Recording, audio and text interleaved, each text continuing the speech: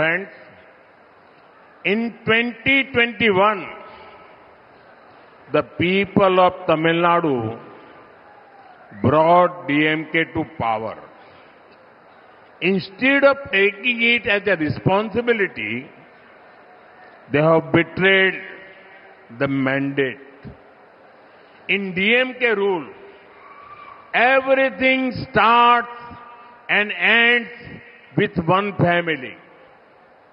Ministers may change, MLAs may change, but power remains only with one dynasty. DMK is infamous for their scientific corruption model. Today, that same model is being used to make Tamil Nadu an ATM for one family. A minister from this very district is involved in a huge cash for job scam. When jobs are sold for money, the dreams of honest middle class and poor youth are destroyed. Where is all this money going? Just like all rivers go to the sea, all corrupt money in Tamil Nadu goes to one family. நண்பர்களே,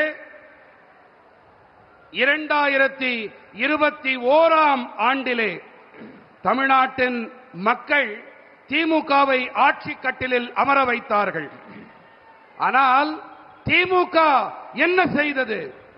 அவர்களுக்கு கொடுக்கப்பட்ட பொறுப்பை, கடமையை நிறைவேற்றாமல் அவர்களுக்கு கொடுக்கப்பட்ட கட்டளைக்கு துரோகம் இழைத்தார்கள். திமுக ஆட்சியிலே அனைத்தும் ஒரு குடும்பத்திலிருந்து தொடங்கி ஒரே குடும்பத்துடனேயே முடிந்து போய்விடுகிறது.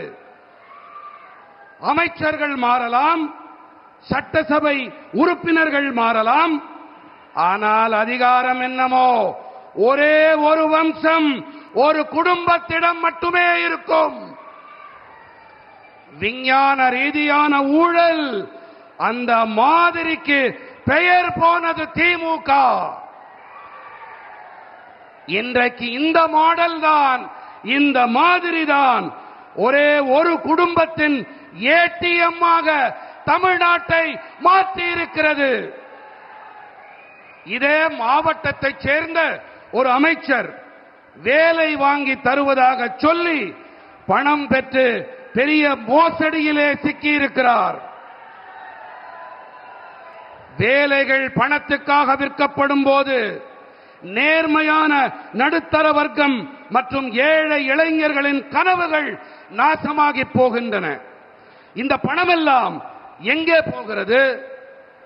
எப்படி அனைத்து ஆறுகளும் கடலில் சென்று சேர்கிறதோ அதே போல தமிழ்நாட்டின் ஊழல் பணமெல்லாம் ஒரு குடும்பத்தை சென்று சேர்கிறது, அதன் குடும்ப சொத்தாய் ஆகிறது.